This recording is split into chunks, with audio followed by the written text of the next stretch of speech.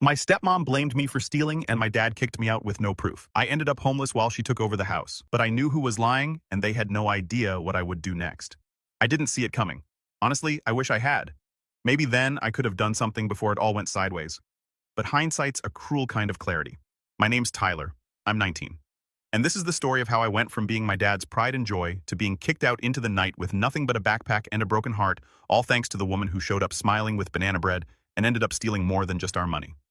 Before all this mess started, things at home weren't perfect, but they made sense. My mom passed away when I was 13, breast cancer.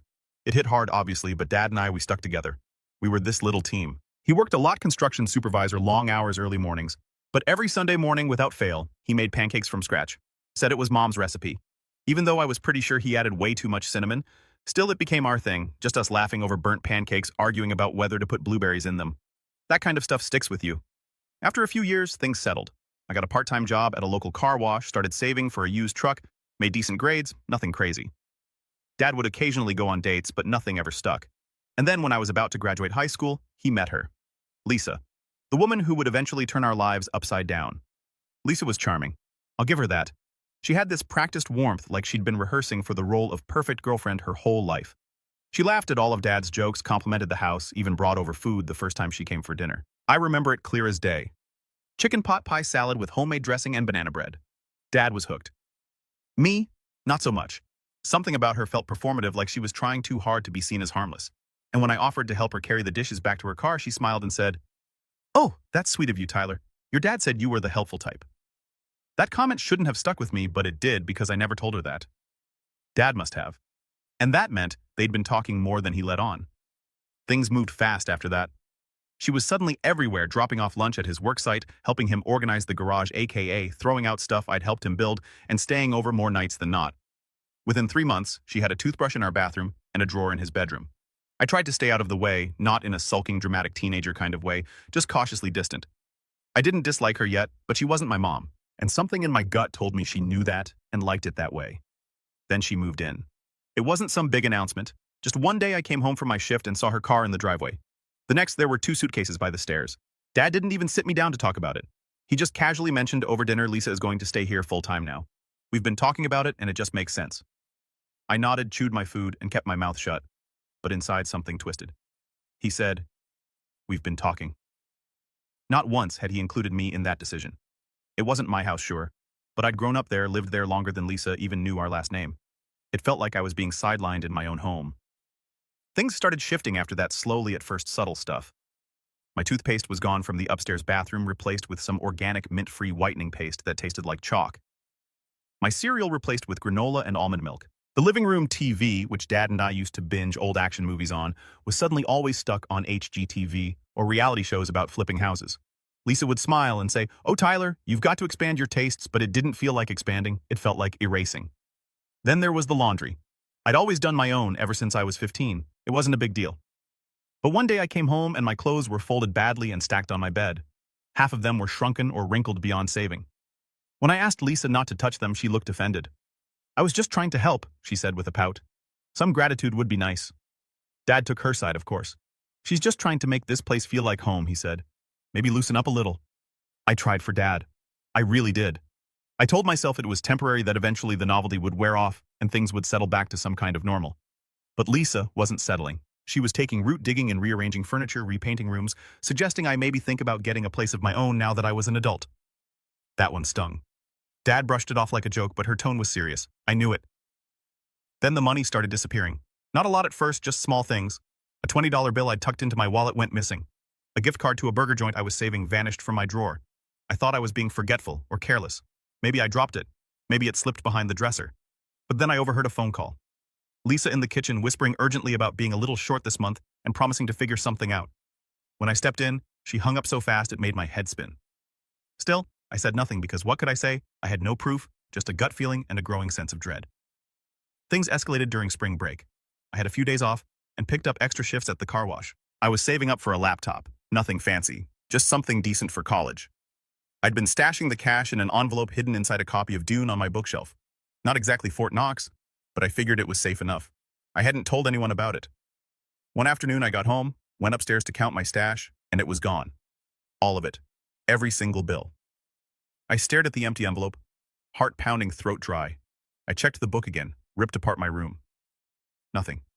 I didn't cry. I was too angry, too stunned. My hands shook as I sat on the edge of my bed and just stared at the wall. I waited for Dad to get home, told him everything, the money, the envelope, how I'd been saving for weeks. He listened quietly, then glanced toward the kitchen where Lisa was chopping vegetables. She looked over her shoulder and smiled like nothing had happened. "Are you sure you didn't misplace it?" he asked. "You've been busy. Could have dropped it." "I didn't," I said, trying to keep my voice steady. "I hid it in a book. It's gone." He sighed, rubbed his temples. "I'll ask around," he said. "But don't jump to conclusions. Okay? Let's not start pointing fingers."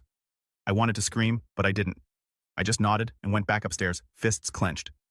That night, I couldn't sleep. Something was breaking in me, something fragile and important. The trust I had in my dad, the belief that I was safe in my own home. It was unraveling thread by thread. 2 days later, I came home from work and saw Dad waiting at the door, arms crossed. His face was tight, unreadable. "Can we talk?" he asked. I stepped inside. Lisa was sitting on the couch, arms folded, lips twitching like she was trying to hide a smirk. "I found out where the money went," Dad said. "And I'm disappointed, Tyler. I thought I raised you better." My stomach dropped. "What are you talking about?" He reached into his pocket and pulled out a crumpled receipt. $300 withdrawal from my emergency fund. The account you knew about, the one I told you was off limits. I didn't touch that account. I said, heart hammering, "I swear to you." Lisa stood up, arms crossed. "Your name's on the withdrawal slip, Tyler." I shook my head. "No, that's impossible. I know it was you." Dad's voice exploded, and I actually flinched. "I don't know what's going on with you lately, but this is too far. Lying to me, stealing from me. Get out of my house." Behind him, Lisa smiled, just for a second, a subtle victorious curl of the lips. But I saw it. I grabbed my backpack, didn't pack anything else. What was the point? As I stepped into the night, the front door slammed shut behind me. And for the first time, I wasn't sad. I was furious, and I was going to make sure she regretted every second of thinking she could ruin my life. But first, I had to figure out how. I didn't sleep that first night. Not really, because I had nowhere to go, though I didn't. But more because my mind wouldn't stop replaying the moment, the look on Dad's face, the way his voice cracked when he shouted, and Lisa just standing there behind him, like some twisted puppet master watching it all happen with that smug little half smile. It was a cold night, late March, still chilly enough that my hoodie wasn't doing much good. I ended up walking to a friend's place, Kyle, from work. We weren't close, not really, but he'd always been cool to me. I crashed on his couch after mumbling some excuse about family stuff. He didn't press. The next morning, I woke up feeling like I'd been hit by a truck. It wasn't just exhaustion, it was the weight of everything crashing down, my home gone, my dad turned on me, my savings stolen, and I couldn't even prove any of it. I checked my phone, nothing from Dad, not a missed call, not a text, not even a "where are you?" I should have been numb by then, but instead I felt something shifting inside me, like anger was starting to boil up through the cracks that grief had left behind. It wasn't rage, not yet, more like a slow, seething resentment and a question I couldn't shake. Why didn't he believe me? The following weeks blurred together. I bounced between Kyle's place and another friend, Nate, whenever Kyle's mom said I couldn't stay another night. I still went to work, still smiled at customers, but inside, I was unraveling, not just because of what had happened, but because of what kept happening.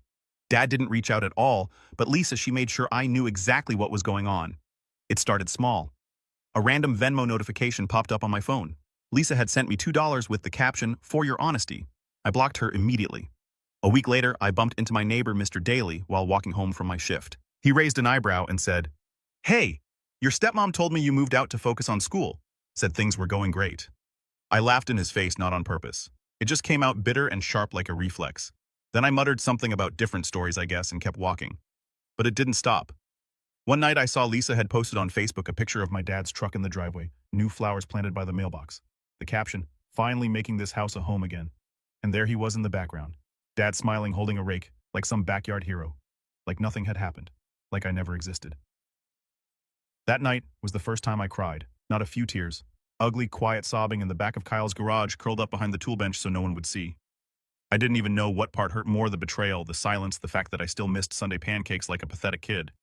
But after the breakdown came the shift. It wasn't immediate, but something hardened in me.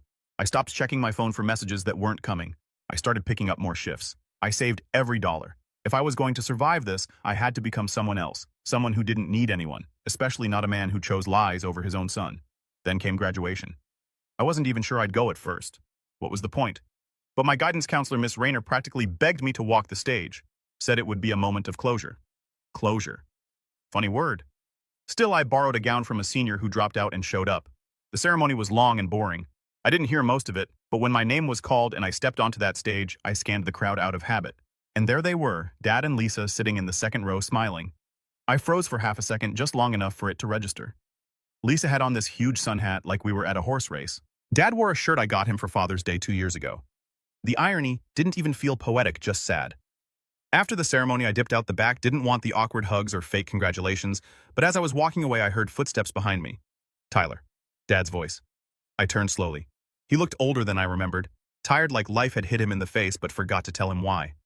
Lisa stood a few feet back pretending not to listen while obviously listening. "I'm proud of you," he said. That broke me a little because even after everything, part of me still wanted to hear those words. "Thanks," I said. My voice came out flat. He hesitated, then asked, "Where are you staying these days?" I shrugged. "You could have come home, you know," he said, rubbing the back of his neck. "You just had to apologize. That was it, the moment everything snapped." "Apologize," I repeated. "For what? For being stolen from? For being lied about? For being kicked out of my house without proof?" His face tightened. Lisa said, "Yeah." I cut in. "She says a lot of things, doesn't she? Like how she's just trying to help. Like how she doesn't touch other people's stuff. Like how I stole from your emergency fund even though I've never even seen your checkbook." He blinked. I took a step closer, lowering my voice. "Tell me, Dad, did you ever actually check the handwriting on that withdrawal slip? Did you even go to the bank and ask, or did you just take her word for it?" Silence. "Thought so." I turned to walk away, heart pounding so hard it shook my ribs. That night, I made a decision. I didn't want an apology. I didn't even want the money back. I wanted the truth. I wanted him to see her for who she really was, and I wanted her to pay for what she'd done. That's when I started watching Listening Gathering. Lisa had a habit of oversharing on social media. Little braggy captions, oddly specific hashtags, selfies that revealed more than she realized. She posted a photo of a new handbag price tag still attached in the background. In the corner of the mirror, I saw a reflection, a document on the desk behind her, a check with Dad's name on it and her handwriting. Interesting. Then she posted about a girl's day out with someone named Angie. I looked up Angie. Public profile hairstylist salon photos tagged at a place called Lux Studio. Comments like, "Thanks for the champagne, Lisa," and "Can't believe he let you use that card." So he let her. Huh. I kept digging. I made a new fake profile, something generic. A guy named Brent with a golden retriever and a love of hiking. Within a week, Lisa accepted the friend request. I started messaging her. Harmless stuff at first. "You look amazing. Wish my girl dressed like that. That's his truck. Dang lucky guy." She ate it up. One night, after a couple weeks of back and forth, she sent a picture. Nothing scandalous, just her in a bathrobe holding a glass of wine. Caption, "Home alone again." She thought she was being sly. She wasn't, because in the background of that photo, I saw it again. Dad's checkbook, open, a pin beside it, and a sticky note that read, "Deposit before Monday." I screenshotted everything. Over the next month, I built a digital folder. Bank records she left lying around, screenshots of posts, comments, DMs, even a video Nate helped me record when we accidentally bumped into her at a bar one night and overheard her complaining to her friend about how easy it was to get what she wanted once she softened up the old man. The final straw came from an unlikely source, my little cousin Ellie. She was 12, sweet kid. We ran into each other at a family cookout on my mom's side. She said, "Hey, are you still grounded? Lisa told my mom you were in juvie for stealing stuff." I swear, my vision went white. Not only was Lisa manipulating Dad, she was rewriting the entire story for everyone else, making me out to be some petty criminal while she played Stepford wife. That night, I went home not to stay, just to see. Dad wasn't there. Lisa was. She opened the door and blinked in surprise. "Tyler. Wow. Look who finally decided to come crawling back." I didn't say a word, just stared at her. She laughed. "You want forgiveness? You better work harder than that." I tilted my head. "Forgiveness? No. I just wanted to see what a liar looks like when she's not filtered." That smile faltered just slightly, but it was enough. I turned and walked away, feeling the weight of 1,000 cracks finally give way to something solid. The plan was in motion, and Lisa, she wasn't ready for what came next. I didn't sleep much after that night either, but this time, it wasn't out of grief or confusion. It was planning the kind of sleeplessness that comes when your mind finally stops asking why me and starts asking what now. I wasn't just angry anymore. I was focused, sharpened. Lisa had torn apart my life and made a mockery of everything I'd built with my dad. And for a while, I'd let her win. But not anymore. The truth was, I'd already hit rock bottom. I'd been couch hopping for months, showering at the gym, eating canned beans and dollar menu burgers. I'd learned how to stretch $5 into 3 meals, how to pretend I wasn't cold when I didn't have a coat, how to smile when people asked, "So how's your family?" Like it was just small talk. You learn a lot about yourself when you have nothing, when you're nobody, when the people who were supposed to protect you slam the door and accuse you of being a thief. But rock bottom has one perk. It's solid. You can build on it.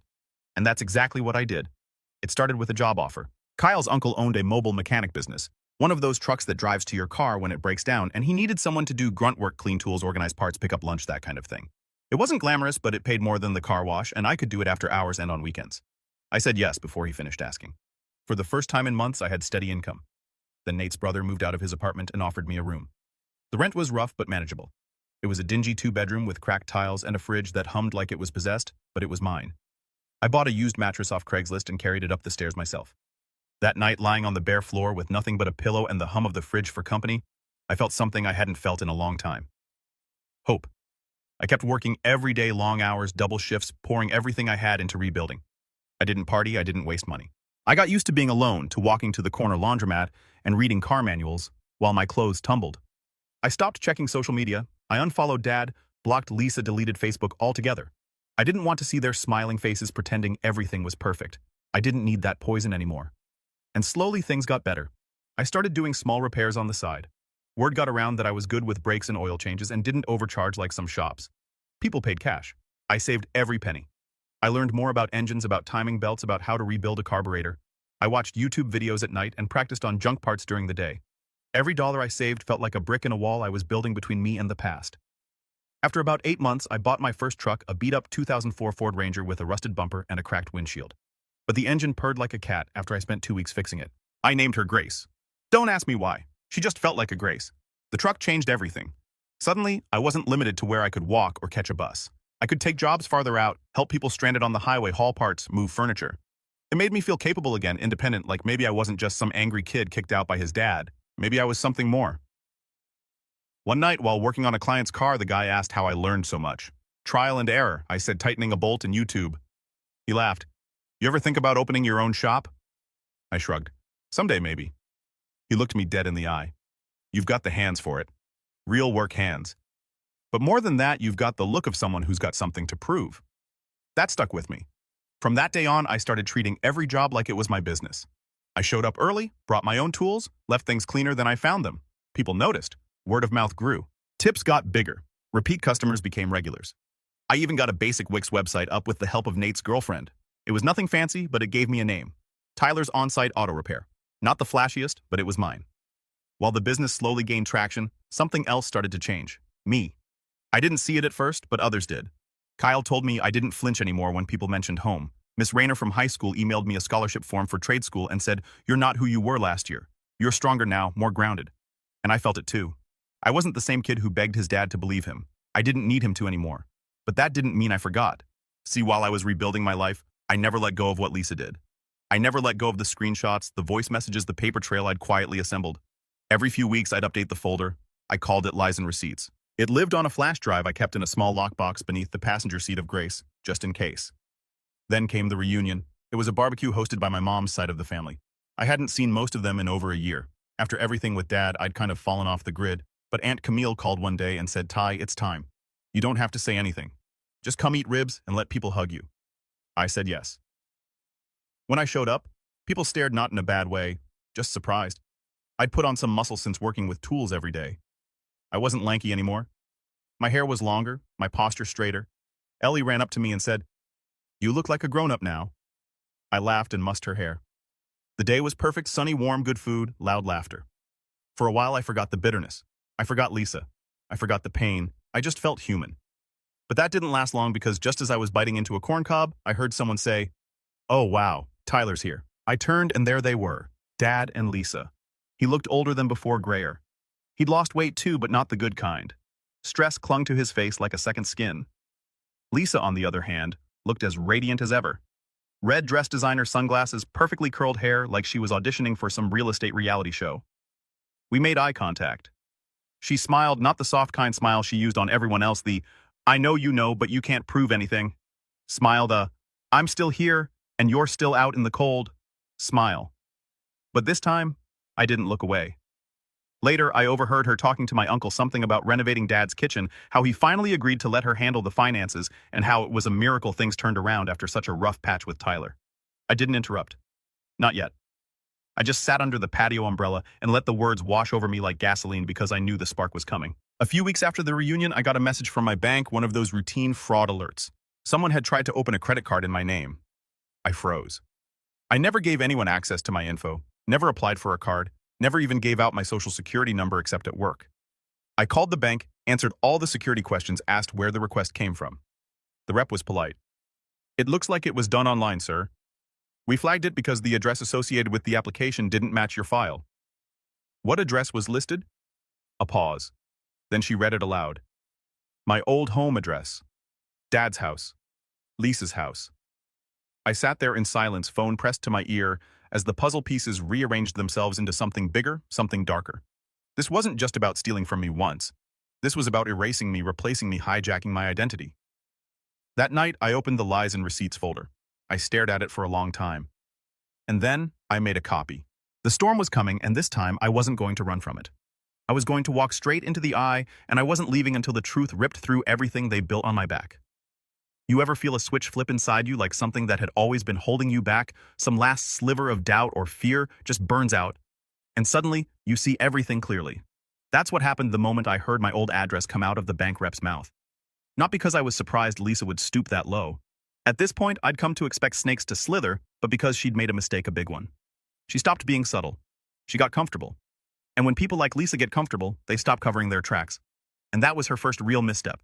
The second she underestimated how much I'd grown since the day I walked out of that house. I spent the next few hours combing through every piece of documentation I had.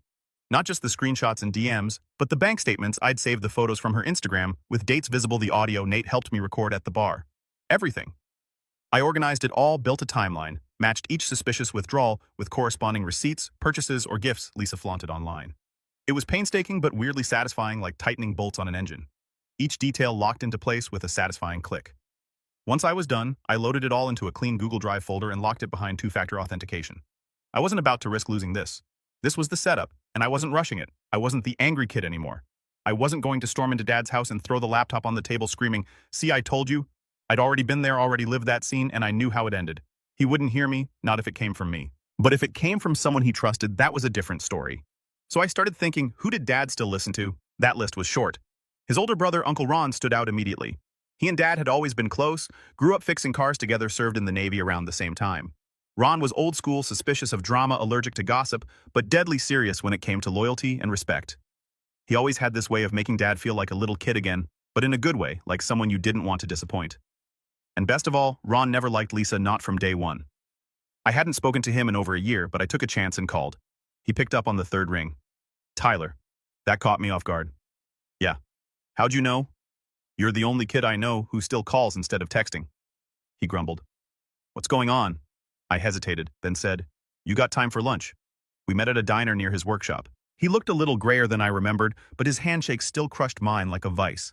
We sat down, ordered coffee, and I told him everything, not all at once, not dramatically, just the facts. The money I saved that went missing. The withdrawal slip. The sudden accusations. The texts. The screenshots. The fake credit card application. Ron didn't say much at first, just sipped his coffee and listened with those eyes that never blinked when something important was being said. By the time I finished, he exhaled slowly and said, "Well, I'll be damned." I nodded. "I didn't come here to make you pick sides or to rant. I need help because I've got proof. And if I walk into Dad's house with it, he's not going to see the truth. He's going to see betrayal." Ron leaned back in the booth, hands folded across his chest. "She's playing the long game, huh? She's already rewriting the past." He was quiet for a while, then said, "Let me see the proof." I handed him my old tablet with the folder open. He didn't say a word as he scrolled through the files, just the occasional grunt or narrowed eyes. When he got to the bank statement matched with a photo of Lisa holding a designer bag with the exact withdrawal amount visible in the reflection behind her, he let out a low whistle. "She really thought no one would notice the checkbook behind her," he muttered. "She thinks everyone's too dumb or too in love to look." He looked up. "Your dad's not dumb, just blind and maybe a little broken. After your mom passed, something in him cracked. Lisa didn't cause that, but she slithered right into the gap." I swallowed. "So what do we do?" Ron set the tablet down and leaned in. "We don't tell him. Not yet. First we set a trap." And that was the moment everything clicked into place. The trap was simple, classic, not even flashy, just smart. Ron offered to help Dad with some financial reorganization, a checkup of sorts, under the pretense of helping him prepare for possible retirement.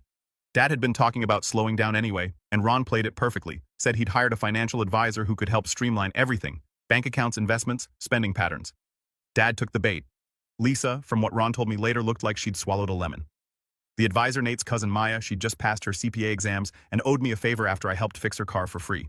I gave her the full folder, plus everything I had on the recent fraud attempt. She'd never met Dad before, which was perfect. He had no emotional guard up with her. She was just the money lady. Meanwhile, I kept working, kept my head down. I didn't even tell Nate or Kyle what was happening. This was a two-man job, me and Uncle Ron, one person inside, one person watching from the outside. Lisa didn't know it yet, but the walls were closing in. 2 weeks into the financial review, Ron called me. "She's sweating," he said. "How do you know?" "She tried to convince your dad to cancel next week's meeting, said something about privacy and feeling exposed. You should have seen the look on his face." "Did he agree?" "Nope. He told her he wanted to understand everything better, which means the seed is planted. The doubt is there." I smiled. "You think he's finally waking up, son? I think the fog's lifting, but you better be ready when he sees the sunlight." I didn't expect to hear from Dad before the hammer dropped, but I did. He called me one afternoon while I was working on a brake replacement. My phone buzzed, and when I saw his name, my stomach flipped. I let it ring twice before answering. "Hello? Hey, it's me." His voice was quieter than I remembered, less sure. "You got a minute?" "Yeah," I said carefully. "What's up?" I've been going through some things. Financial stuff, with Ron's help, and some things aren't adding up." I stayed silent. I didn't want to believe it, he continued. "But I saw your name tied to a credit card application last month. Only it wasn't your handwriting, and the IP address came from our house." Silence again. Then he said, "I think I made a mistake." I closed my eyes, gripping the wrench in my hand so tight my knuckles turned white. "I need to ask you something," he said. "Yeah." "That night when I kicked you out, were you telling the truth?" I opened my mouth, then closed it. Part of me wanted to scream. Of course I was. Part of me wanted to hang up. But most of me just felt tired. I said. Every word. He didn't speak for a while, then barely audible. "I'm so sorry. I didn't say I forgive you, not yet. That would have been dishonest. But I did say, you believed the wrong person. Now you have to decide what you're going to do with the truth." "I don't know where to start," he said. "I do," I replied, "and you're not going to like it." The final part of the setup was as poetic as it was surgical. Ron invited the whole family over for a cookout. Same backyard, same grill. Lisa naturally showed up late in a new dress and heels, far too fancy for a lawn party. She clung to Dad's arm like a trophy. He didn't smile once. Midway through the gathering, Ron clinked a spoon against his beer bottle. "Hey everyone, just a quick announcement before the burgers finish. My financial advisor has been helping me and my brother sort out some paperwork. Tyler helped too. Turns out there's been a lot of confusion with the books. A lot of funny numbers." Lisa's smile twitched. "We're going to be sitting down next week to go over it together. Tyler's got some notes. Maya's got documentation. Should be enlightening." Lisa's face drained of color. She looked at Dad, but he didn't look back. He was looking at me dead in the eyes. No hate, no shame, just redness. She opened her mouth to say something, some protest, some deflection, but for once, no one was listening, because everyone at that table could feel it. The tide had shifted, and she had no idea how far out it was going to drag her. I wish I could say the revenge was dramatic, screaming tears, people flipping tables like a soap opera finale, but that would be giving Lisa too much credit. The truth, it was quieter, sharper, like watching someone realize too late that they've been standing on a frozen lake and the cracks are already beneath their feet. The day of reckoning came a week after Ron's barbecue. Maya, our financial advisor, had scheduled the final sit-down with my dad and Lisa to review findings. It was all framed as routine professional, no reason for alarm, just a few signatures here, a few clarifications there. I wasn't in the room at first, but Ron filled me in afterward. And Maya, bless her, had the patience of a saint and the precision of a scalpel. It started simple. Maya laid out a binder filled with categorized tabs, spending reports, flagged inconsistencies, check images, IP logins, all legitimate, all traceable. Dad sat stone-faced as Maya walked through the first few tabs. Gift card purchases, luxury items, duplicate payments. Nothing crazy on their own, but together suspicious, especially when stacked against Lisa's income, which was, for lack of a better word, non-existent. Lisa played it cool at first, said things like, "Oh, I must have forgotten that," or "I was going to tell you. I just didn't want to worry you." But her voice shook just slightly. Her smile didn't quite reach her eyes. Then Maya slid the big one across the table, a high-resolution printout of the credit card application submitted in my name with the browser IP traced directly to Dad's home Wi-Fi. She even included screenshots of security camera logs Ron had helped pull from the smart doorbell, confirming Lisa was the only one home during the time of submission. Lisa froze. Dad didn't speak. He just kept staring at the paper, one hand twitching slightly over his knee. That's when Maya said calmly and without emotion, "I'm required by law to report identity theft when it involves federal fraud." Lisa snapped her head toward Dad. "Honey, she's twisting this. You know Tyler's been angry. He probably forged this to frame me. He's vindictive. He always hated me." Maya didn't flinch. She simply opened another folder this time, with timestamps, metadata, and even a backup confirmation email Lisa had unwittingly allowed to autosave on the shared home desktop. Every lie she reached for Maya had already buried. Dad finally spoke. Why? His voice was not angry, not loud, just broken. Lisa's expression cracked. Your son turned you against me, she hissed. He never wanted me in that house. You always made excuses for him, always defended him. I gave up everything to make your life better, and this is how you repay me. You were nothing without me. You needed someone to take care of you. You stole from me, he said quietly. Lisa stood. You let him do this. You let him destroy our family. Dad didn't even look at her. Get out. 2 words. No yelling, no drama, just final. She tried to plead, then threatened, then cried, but it was already over. Ron was waiting outside the room when she came storming out. She looked at him like he might stop her, help her. He didn't move. Lisa packed her things that night. According to Ron, she screamed at the neighbors through a flower pot and called my dad every name she could think of before peeling out of the driveway in the car he'd paid for. But she didn't get far because by the next morning the fraud report was filed. Bank accounts were frozen, credit cards canceled, the car reported as financed solely in Dad's name. She left town a few days later. I heard she tried to stay with a cousin in Arizona, but that didn't last long. Maya followed through on the legal side quietly and efficiently. No arrests, no handcuffs, just a slow legal burn. IRS audits, police reports, flagged transactions, frozen assets. The house of cards she'd built came down one embarrassing phone call at a time. And Dad, he showed up at my garage the day after Lisa left. No call, no warning, just walked in while I was elbow deep in a brake replacement. I wiped my hands and looked up, heart in my throat. He looked exhausted, humbled, but different, like he'd been walking through smoke for a year and finally stepped into daylight. Hey, he said. Hey. Long silence. I don't know how to say I'm sorry in a way that makes up for what I did. You don't, I said. There's not really a way. He nodded. But you can start by telling me what you do want, I added. He swallowed. I want to know you again if that's possible. It wasn't a perfect apology, but it was honest. And after everything I could work with, honest. We didn't hug. We're not that kind of family. But he stayed for 3 hours. That day watched me work, asked questions about my business, even handed me tools. It was like our Sunday pancakes, but grown up, real, and earned. Over the next few months, we rebuilt slowly. No rushing, no forced family dinners, just steady check-ins. He started helping me on weekends. We fixed up a couple of old cars together and sold them for a decent profit. He even gave me Mom's old toolkit, said she would have liked what I was doing. That meant more than he probably knew. I never saw Lisa again, but I didn't need to. The fallout did what I never could. It forced Dad to open his eyes, not through screaming or begging or even proving myself, but by letting her bury herself with her own lies. I just handed people a shovel and stepped back. And me. Business is good, better than good, actually. I've got 3 steady clients, a part-time high school kid I'm training, and a waiting list for repairs that stretches into next month. I signed the lease on a bigger space near the highway, slapped a new sign above the garage, Grace & Sons Auto Repair. I know it's cheesy, but I like the sound of it. And yeah, Dad's the son now. We're building something real again. Not what we had before, something better. I think the best revenge is never the scream. It's the silence afterward when the liar's voice is gone and yours is finally heard.